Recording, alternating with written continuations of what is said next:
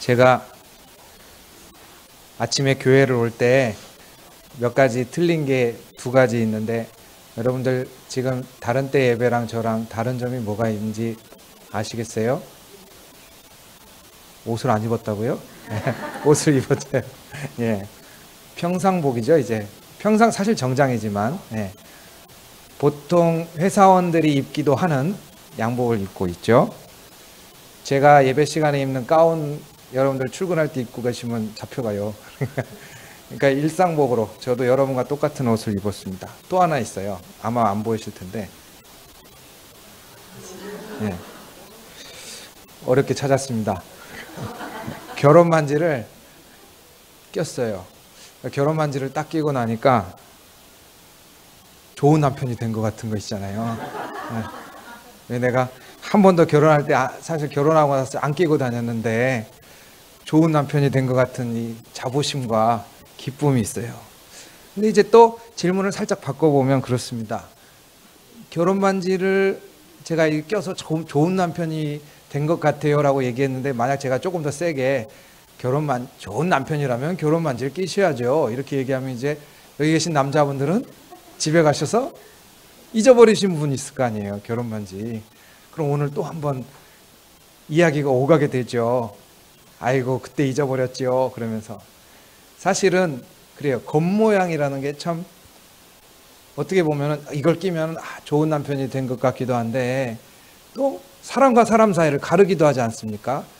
여기 계신 분들 중에 뭐 남녀를 막론하고 결혼 반지 잃어버리신 분들은 죄송합니다. 오늘 저 때문에. 예. 또 사실은 이 반지를 탁 끼고 나면은 마음이 좀 달라지죠. 제가 여러분들 성가대 지금 출근할 때 못 입으시는 옷 입었잖아요. 근데 이 예배 때 이 옷을 입으면 여러분보다는 훨씬 마음이 조금 추스려지고 경건해집니다. 그러니까 외모나 혹은 밖에 보이는 것들이 많이 우리들한테 도움을 주기도 하고요. 또 어떨 때는 단점은 또 그런 것과 안 그런 것이 너무 명확하게 딱 갈라지는 면이 있습니다.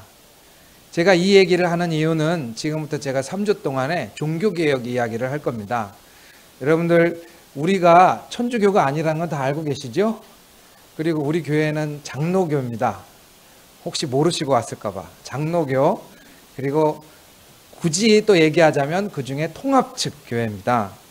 우리는 이제 천주교에서 갈라져 나왔습니다. 그 횟수가 벌써 500년이 됐어요. 500년.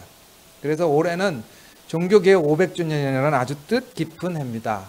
근데 그럼에도 불구하고 대부분 종교개혁을 잘 모르시는 분들도 많고, 사실 저도 어려운 거 얘기하면 되게 졸립니다. 그래서 쉽게 말씀을 좀 드리려고 합니다. 3가지가 있어요. 그냥 이거는 아직 젊으신 분들은 그냥 외우시고, 좀 힘들다 그러면 듣고 흘리세요. 오직 은혜, 첫째.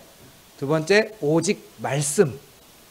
세 번째, 오직 믿음. 이 3개로 종교개혁이 시작됐습니다. 그 중에서 오직 믿음이라는 말을 오늘 같이 나눠보고자 합니다. 오직 믿음이라는 말 반대말이 뭘 것 같아요? 네? 네, 행동, 실천, 눈에 보이는 거예요. 그러니까 오직 믿음이라는 거는 눈에 안 보이는 거를 추구하겠다는 거고, 눈에 보이는 것보다. 자, 그럼 도대체 눈에 보이는 게 뭐냐? 제가 사실 지금 오늘날 천주교를 비판하는 건 아닙니다. 미리 오해하지 마세요. 옛날에 500년 전에 무슨 일이 있었냐? 그러니까 교회는 천주교회밖에 없었으니까 교회를 다니면서 우리가 아침에 여러분이 자 교회 가자, 교회 가서 예배드리고 오자 이런 이야기를 하시죠. 사실은 종교개혁적으로 보면은 그거는 맞는 얘기가 아닙니다. 왜냐하면 옛날에는 모든 신앙생활은 다 교회에 와서 하는 거였고요. 교회에 와서, 성당이라고 우리나라는 부르지만 어쨌든 교회에 와서 하는 것이었고, 신앙생활하면서 특히 구원을 받기 위해서 혹은 내가 좋은 신앙인이 되기 위해서 해야 되는 게 너무 정확하게 다 있었어요. 그 중에 예를 들어 이런 일이 있었습니다. 1517년에 요한 테첼이라는 수도사가 돌아다니면서 면죄부를 팔았어요. 이 면죄부는 뭐냐면, 여러분 여기 계신 분들이야 교회 다니시지만 아버지 할아버지 그 윗대들 교회 안 다니셨잖아요. 또 가족 중에 교회 안 다니시는 분들 있잖아요. 그러면 이분들은 어떻게 하느냐, 이 질문이 나오지 않습니까? 이분들은 어떻게 해요? 교회에다가 질문하잖아요. 어떻게 해요 이분들? 그러니까 교회에서 대답을 한 거를, 만약에 면죄부란 걸 사시면 이 헌금함에 돈이 떨어지는 순간에 지금 천국에 못 가고 있던 당신의 돌아가신 가족이나 부모님, 할아버지 그 세대들이 천국으로 순식간에 올라가게 됩니다. 이렇게 이야기를 합니다. 그러자 대학 교수이자 수도사였던 루터가 그 얘기를 듣고 화가 나서 교황청과 주교에게 조목조목 이게 말이 되느냐라고 따졌는데 아무 변화가 없게 되자 이제 10월 해마다 10월인데 특히 1517년 10월 31일 날 독일의 비텐베르크 대학 정문에다가, 대학 안에 교회가 있어요. 교회 정문에다가 95개조의 반박문을 써서 붙인 것이 이제 종교개혁의 시조입니다. 이거는 좀 어려운 얘기고요. 제가 쉽게 말씀을 드리면, 옛날에는 신앙생활 잘하는 거, 신앙 좋은 거가 정확하게 정해져 있어요. 그래서 그 중에 제일 우선되는 게 예배 참석이었어요. 예배 참석. 그거를 천주교에서는 성사라고 하는데 7가지의 예배를 빠짐없이 참석하시면 신앙이 좋은 것이다 라고 했습니다. 예를 들어 여러분들이 그 영화에 많이 나오는, 왜 성당 가시면은 그 고해성사 들어보셨죠? 이렇게 공간에 가서 신부님 옆에서 제가 무슨 죄를 지었습니다 이렇게 얘기하면 그거에 맞춰서 정해진 규정에 따라서, 예를 들면 기도를 100번 하십시오, 앞으로 새벽 기도를 한 달 오십시오, 이렇게 하면 전 성부와 성자와 성령의 이름으로 이렇게 고해성사가 끝나고, 그러면 여러분들이 이제 내 새벽 기도 100일만 하면은 죄가 없어지는 거예요. 그러니까는 정확합니다. 신앙생활 잘하는 거, 예배 정확히 빠지지 않고 나오시고, 그 중에 7가지 예배 빠지지 않고 나오시고, 기도는 여기 올라오셔서 이제 대표기도 하시는 분들이 굉장히 힘들어 하시는 걸 제가 아는데, 그럼에도 불구하고 계속해서 제가 시키는 이유 중에 하나인데, 옛날에는 기도문이 있었어요. 이렇게 아예 책으로. 그래서 이 기도문 다 정해져, 교회에서 다 정해져서 나오는 거예요. 밥 먹을 때 하는 기도, 장례식에 하는 기도. 그래서 여러분들이 장례식 가보면 이렇게 천주교는 책을 들고 계속 기도문을 외웁니다. 이렇게 기도문이 있어서 이 기도를 많이 하고 정확하게 하는 것이 아주 신앙의, 좋은 신앙의 표준이었고요. 또 게다가 여러분들 고행이라고 해서 남을 돕거나 혹은 어려운 것을 내가 금식을 하거나 이런 것들도 규정으로 다 정해져 있었어요. 그러니까 옛날에는 신앙생활 잘합니다 그러는 게 예배 참석 잘하고, 자기의 재산이나 이런 것들을 가난한 사람들한테 나눠주고, 교회에다가도 헌금하고, 기도 써 있는 거 잘 하고, 시키는 대로 잘 가면 되는 거예요. 교회에서 시키는 대로. 그리고 그거를 담당했던 교회에서는 이제 여러분들에게 지침을 주고 지시를 주고 교육을 합니다. 사실은 그래서 제가 요즘은 그런 질문하는 분이 거의 없어서 그립기도 한데, 옛날에는 목사님 제가 이런 거 했는데 이거 죄예요 아니에요? 이렇게 물어보는 분들이 있었어요. 지금은 물어보시면 제가 대답을 해주고 싶은데 아무도 안 물어보세요. 근데 당시에는 이게 죄예요 아니에요 질문이 아주 중요했어요. 그래서 죄예요 아니에요 그러면 이렇게 책 찾아보고 죄다 아니다. 이번에 총회를 했을 때 저희 총회에서 결의가 있었는데 그 결의 중에 2가지가 있었어요. 하나는 요가 금지에 대한 결의가 있어요. 여러분들 중에 요가 하시는 분들 있으시죠? 근데 이제 요가가 그 힌두교의 종교적인 전통을 따르는 것이라 해서 앞으로 요가를 교인들에게 금지시키라고 이렇게 결의가 나왔는데, 저는 그거를 따르자고 얘기하는 게 아니고, 옛날에는 이렇게 밥은 이렇게 먹어야 되고 요건 이렇게 해야 되고 이런 게 교회에서 다 정해져 있었고, 교회가 금지하면 그게 죄였고, 여러분들은 별로 생각하실 필요 없고 이렇게 따라가기만 하면 돼요. 그러나 종교개혁은 이 모든 것들을 사실은 폐지합니다. 폐지해요. 그리고 어디로 가는 줄 아세요? 시키는 대로 나는 신앙생활하지 않겠다라고 시작되는 거예요. 사람들이. 나는 교회에서 시키는 대로 신앙생활하지 않겠다. 왜 그러냐? 자, 제가 아까 결혼 반지 말씀드렸죠. 이 결혼 반지를 끼는 순간에 나는 좋은 남편이 된 것 같아 라는 기쁨은 있어요. 그런데 거꾸로 질문합니다.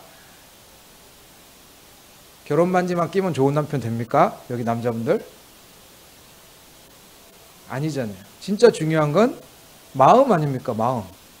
그러니까 진짜 중요한 거를 찾아갑시다 라는 흐름이 나타나기 시작한 건데, 그게 뭐냐면 교회에서 시키는 대로 신앙생활하는 것이 아니라 이제 나는 내 안에 마음의 양심에 따라 하나님과 만나겠다는 거예요.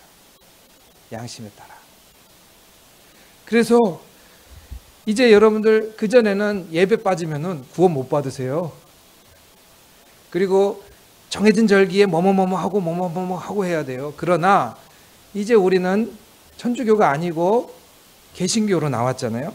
그러면서 이제 정말 중요시된 게 뭐냐면 양심이에요. 양심. 여러분의 양심. 그래서 모든 여기 교회 오시는 분은 교회 와야 되니까 와야 되는 게 아니라 내가 하나님을 만나고 싶은가? 라는 질문을 하는 거예요. 그래서 루터는 하도 교회에서 이거는 죄다, 이건 아니다 막 정해놓은 거를 일부러 깼어요. 일부러 깬 것 중에 특이한 게 뭐냐면, 옛날에 교회에서는 고난주간에 고기를 못 먹게 했어요. 그리고 술도 못 먹게 했어요.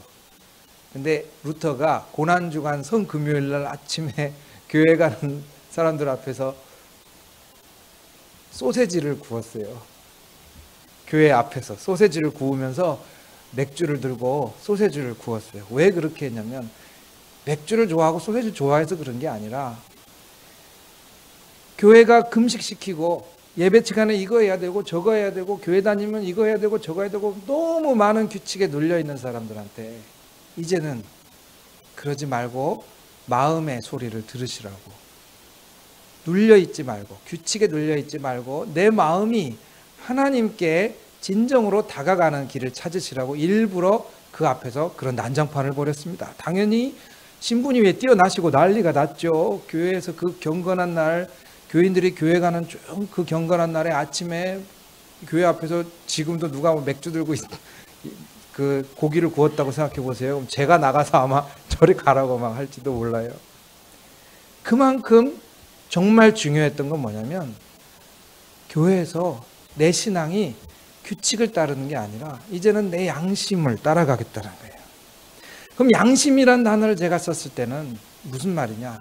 우리는 교회 다니지 않는 사람이 봐도 괜찮네 라는 삶을 향해 가는 거예요.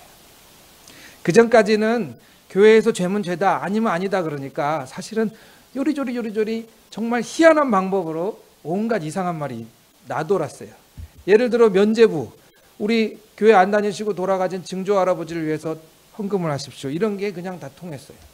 심지어 여러분 세례 받는 순간 천국 갑니다. 그러니까 당시에 부자들은 다 세례를 안 받았어요. 왜 세례 안 받았을까요? 세례 받으면 교회에서 시킨 대로 해야 되잖아요. 그래서 언제 세례 받았냐면 자기가 죽기 직전에, 자기가 죽을 것 같으면 빨리 지금 와서 세례 주십시오. 그 전까지는 내 마음대로. 그러니까 사람이 규칙을 지키라고 하면 요리조리 다 빠져나가기도 하고, 또 아까 결혼 반지 얘기했지만 교회 안에서 신앙이 좋은 사람하고 아닌 사람이 다 갈려요. 그래서 제가 일부러 이 옷을 입고 나온 이유가 있습니다. 제가 하얀 가운을 입고 가면 여기 잠바 입고 나오신 분하고 딱 섰을 때 잠바 입고 나오신 분하고 저하고 확 갈라지죠. 누가 봐도 저 사람은 목사구나 하는 걸 알 수 있죠. 이제는 밖에서 교회가 시키는 대로 신앙생활 하시는 것이 아니라 내 양심의 소리를 듣는 거고, 이 양심의 소리라는 것이 사실은 애매모호하죠. 옛날에는 찾아보면 됐는데 애매모호하죠. 그러나 장점이 있습니다. 예배 오시는 이 자리에만큼은 진실한 사람이 와 있는 거예요. 그전에는 내가 지옥 갈까 봐 무서워서 왔는데, 혹은 교회 가야 되니까 왔는데, 내가 마음에서 교회에 나오고 싶은 사람은 오고, 그렇지 않은 사람은 사실은 여기 와 있을 필요가 없는 거죠. 내 마음의 양심의 소리를 따라가는 거예요. 그리고 교회 안 다니는 사람이 봐도요, 사실 당시에는 교회 안 다니는 사람이 없었지만 한국식으로 제가 바꿔서 말씀을 드리면, 교회 안 다니는 사람에게도 양심이란 말이 무슨 말씀인지 알잖아요.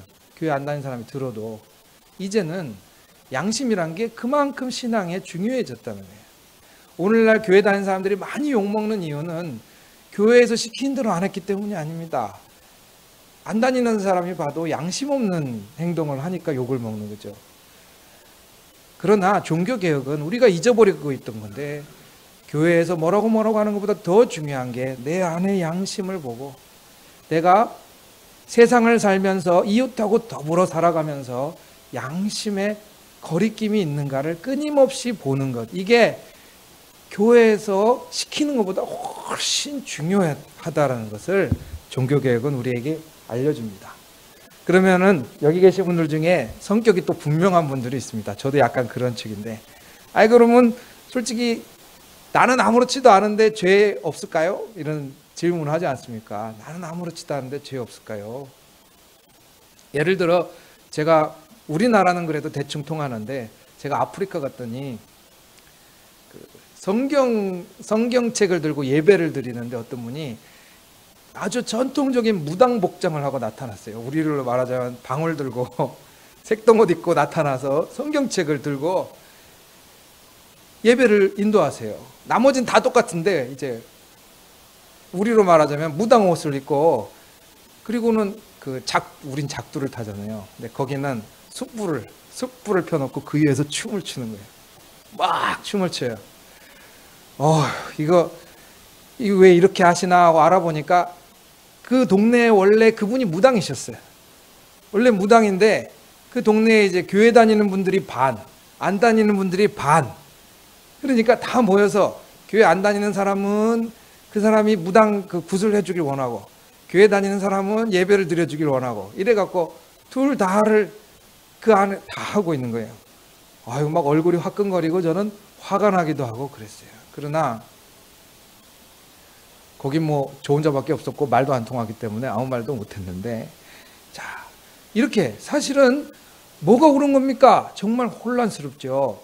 그냥 분명하게 다 알려줬으면 좋겠는데, 그러나 말씀드렸죠. 분명하게 알려주면 그만큼 여러분이 교회에다 많이 속박됩니다. 그러나 오히려 여러분들 자유를 누리시지만 대신에 끊임없이 뭘 물어보셔야 되냐면 자아성찰을 시작했다는 거예요, 우리가. 제가 지난주에 학원 원장님이랑 같이 이야기한 거 잠깐 이야기를 드렸는데, 학원 원장님이 저한테 그 얘기를 하시더군요. 세상에 누가 20분, 30분 동안 잔소리를 가만히 앉아서 듣고 있겠냐고. 세상에 어디가 그런 데가 있냐고. 그런데 교회밖에 없어요, 목사님. 그렇게 얘기를 해서, 진짜 그렇습니까? 그러니까 학원은 질문이라도 하죠. 교회는 30분 동안 꼼짝하고 한마디도 못하고 앉아있는데, 여러분 일주일 동안에 누가 얘기하는데 30분 동안 아무 말도 안 하고 들으실 수 있어요? 어렵죠. 힘들어요. 근데 우리 개신교는요, 사실은 꼼짝 않고 내가 시킨 대로 듣고 그냥 꼼짝 않고 생각 안 하고 그런 게 아니고 자아성찰을 하는 거예요. 내가 하나님 사랑하고 이웃 사랑하려면 어떻게 해야 되나, 내가. 그래서 자기가 생각해낸 방법으로 하나님을 섬기실 수가 있어요. 그전에는 복장도 정해져 있고 다 정해져 있어요. 예를 들면 11조 하십시오, 뭐 하십시오, 예배 이렇게 오십시오, 예배 전에 뭐 하십시오, 다 정해져 있었어요. 그런데 이제는 여러분의 대답이 훨씬 중요합니다. 하나님을 정말 사랑해서 오셨죠? 어떻게 하면 하나님을 정말 사랑할 수 있으세요? 내가 그냥 여기 손 한번 이렇게 얹고 하나님 사랑합니다 라고 이야기하는 것도 훨씬 더 중요할 수 있다라는 게 종교개혁이 우리에게 보여주는 겁니다. 물론 그렇기 때문에 우리에게는 나이롱 신자도 있습니다. 나는 그렇게 안 할 거야. 그냥 마음대로 할 거야. 그러나 매력이 있는 것이죠. 우리에게는 끊임없이 여러분을 되돌아보는 이 시간입니다. 그리고 누가 봐도 양심에 따라 가고 있는가. 사실 그리고 이 양심이라는 게 무식한, 공부를 안 하면 자기 하고 싶은 대로 하잖아요. 그래서 교회 다니신다라는 건 사실은 공부, 내가 정말 누가 봐도, 믿지 않는 사람이 봐도 교양 있고 믿지 않는 사람이 봐도 양심적인 신앙생활을 하는 거는 공부를 좀 하셔야 돼요. 그래서 성경 공부도 하고 모여서 이야기도 하고 설교도 듣고 그렇게 하는 겁니다. 중요한 건 듣는 것보다 물어보시는 겁니다. 나는 과연 이웃을 사랑하기 위해 뭘 하면 좋을까? 자, 이렇게 사실은 종교개혁 때 많은 사람들이 교회에서 시키는 걸 따라가느라고 무겁게 짐을 지고 있었어요. 그리고 오늘날 직분이 집사님, 장로님, 안수 집사님, 권사님 이런 게 있지만 옛날에는 비교도 할 수 없을 정도로 직분이 단단했는데 이제 그런 거를 풀어버려요. 그리고 심지어 그걸로 나타나는 것 중에 하나가, 제가 옷을 일부러 이렇게 입고 온 이유 중에 하나가, 여러분, 내 신앙이 중요하다라는 말은 뭐냐면 여러분들이 하나님께 나아가는데 심지어 교회보다 여러분의 직장이 더 거룩할 수 있어요. 이게 종교개혁의 아주 놀라운 면이에요. 왜? 그전까지는 교회 들어오면 거룩해지는 거고 교회 밖에 나가면 더러운 세상에 사는 거예요. 그러나 우리가 종교개혁을 다 경험하고 나니까 뭐가 바뀌었냐면 내 일상이 거룩해지는 거예요. 근데 여러분 일상에서 가장 긴 시간을 보내는 게 어디입니까? 직장이잖아요, 대부분. 그러니까 내가 일하는 곳이 교회만큼 거룩해질 수 있어요. 이게 이제 나타나는 변화인데, 그러다 보니까 어떤 변화가 나타나는 거예요? 사실은 허례허식이 많이 사라집니다. 그래서 저는 교회에서 참 건조하지만 이 보시면 몇 번을 제가 말씀드렸죠. 이 교회 벽이 휑하지 않습니까? 휑하죠. 성당 한번 가보세요. 벽에 뭐가 있냐면 멋있는 그림, 멋있는 조각, 베드로 성당 이런 데 가면 천장에 천지창조 같은 멋있는 벽화 이런 게 있는데 우리 이거 싹 없잖아요. 왜 그럴까? 최대한 여러분들이 그냥 집에 가셔서 집에 있는 벽 보는 거랑 똑같이 만든 거예요. 사실은 교회가. 여러분 집에 벽화 그리신 분 없잖아요. 천장에 막 그림 그리시는 분 없잖아요. 집에 있는 벽처럼 만들었어요. 왜? 우리는 교회에서 보여지는 모습보다 내 일상에 끊임없이 하나님 앞에서 물어보고 양심의 소리를 자꾸 듣고, 그리고 내가 하나님 앞에 허례허식, 뭔가 껍데기 같은 것들은 다 버려주고 진심의 고백만 드리고자 하는 것들이 사실은 종교개혁으로 나타나는 겁니다. 그래서 교회 밖으로, 자꾸 교회 밖으로, 교회 밖에서 우리의 마음으로, 진심으로, 그냥 보여지는 게 아니라 남들이 날 어떻게 보는 게 아니라 진심으로 늘 사람을 대하고 하나님을 대하고자 하는 것이 종교개혁입니다. 이것이 오직 믿음으로입니다. 그래서 어쩌면 오늘날 우리 한국에서는, 지금 은강교회에서는 오직 믿음으로라는 말보다는 오직 진심으로라는 말이 훨씬 더 어울립니다. 여러분들 이 예배를 드리면서 여러분들 이제 가정과 직장으로 나가실 때 그곳이 나의 진심이 하나님과 통하고 나의 진심이 사람들과 통하는 거룩한 자리가 되기를 축복합니다. 그리고 무엇보다 눈에 보여지는 것보다 오늘 이 하루 1시간, 2시간 남짓 여기 계시는데 하나님 앞에 진실된 한마디를 던지시고 사람들 앞에 진실된 한마디를 던지실 수 있는 귀한 시간이 되시기를 바랍니다. 기도하겠습니다.